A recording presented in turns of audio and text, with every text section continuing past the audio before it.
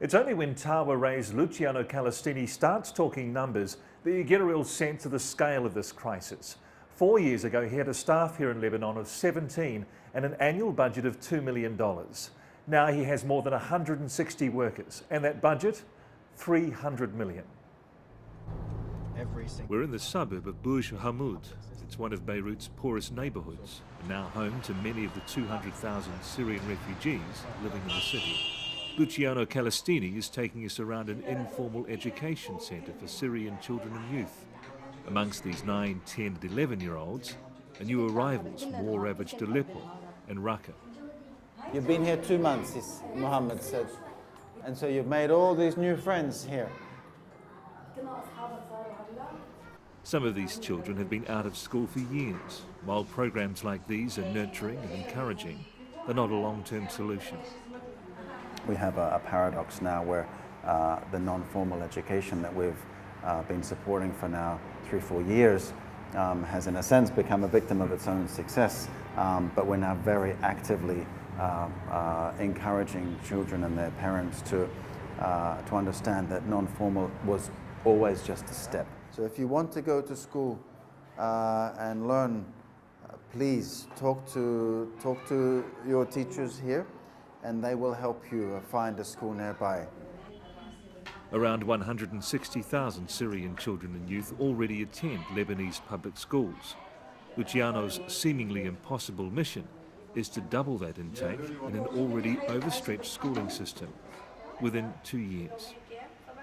Luciano's 20-year humanitarian career has taken him to some of the most challenging parts of the world, from South Sudan to Kosovo, Iraq and Afghanistan. He says nothing compares to the scale of this crisis, where he's now tasked with doubling the size of an already overstretched schooling system. What if we could find a school where the director is nice? Logistics aside, it's a huge social upheaval for these children, something Luciano knows too well. He was 6 when his Italian parents moved to Wellington, where he was one of only 3 migrants at his school. We were kind of a big deal, I remember, in the school. There were sessions in the class about, our cultural background and these kinds of things. Transpose that onto a situation like Lebanon, that is hosting what would be the equivalent of the entire population of New Zealand moving to Australia over 3 years. I mean, it's extraordinary. Luciano is a passionate advocate for education. He says once you have it, it can never be taken away. This is not about charity, and it's not about being a do-gooder. It's a very clear economic investment into the future of this region. I mean, a Palestinian friend said to me a little while ago, if you think education is expensive, you should try ignorance. It's a job fraught with setbacks and obstacles, but one he says he feels compelled to do.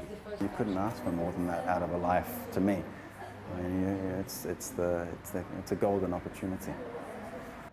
Luciano Calistini says in a typically Kiwi immodest way that every day for him is both a celebration of what's possible and what's been achieved, and a commiseration for those young people he still hasn't reached.